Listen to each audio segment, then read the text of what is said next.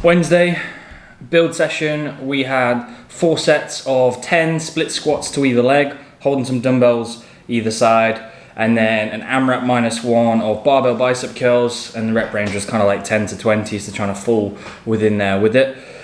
Those split squats, treat them like strength work, some muscle building for the legs. I really like them. I find I can get a really good contraction through my quads and a bit of a glute and hamstring as well.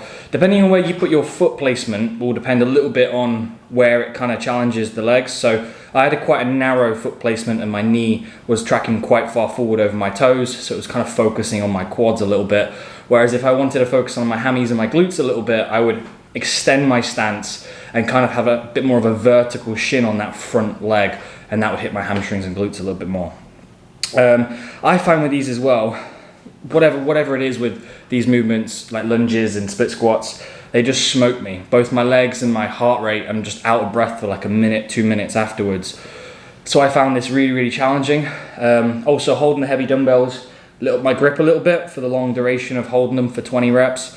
And then going into the bicep curls, it's the same sort of kind of grip squeezing with that bicep.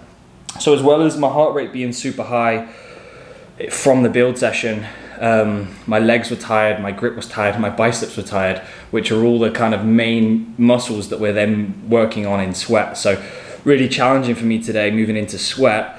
I was already pretty tired, and it was an 18-minute AMRAP, which was the same workout as we did not last week, the week before, and we did it as an EMOM with 3 different minutes for 18 minutes, so we did 6 rounds. And it was the one where we did 8 reps to either movement, in 2 movements in a minute and 3 different minutes, and it was a super challenging one, and I ended up dropping to 6 reps from pretty much the get-go on that one a couple weeks ago. So today with it being an AMRAP, you can kind of go at your own pace, so I left all the reps at 8, and it was kind of to compare and see if you could do better or worse or the same as you did as an EMOM format, as an AMRAP.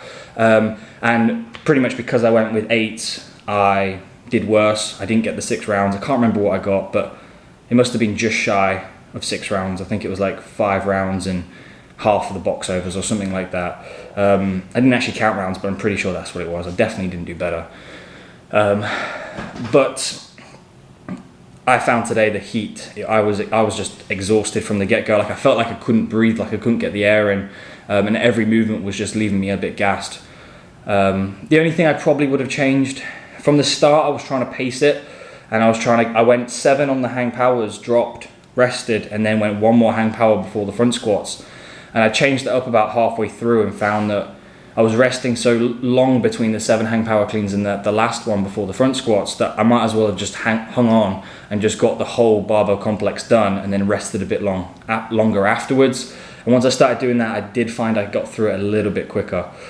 But I did feel like I was trudging through mud today. Probably the heat, and I probably sent it on that Monday fitness test.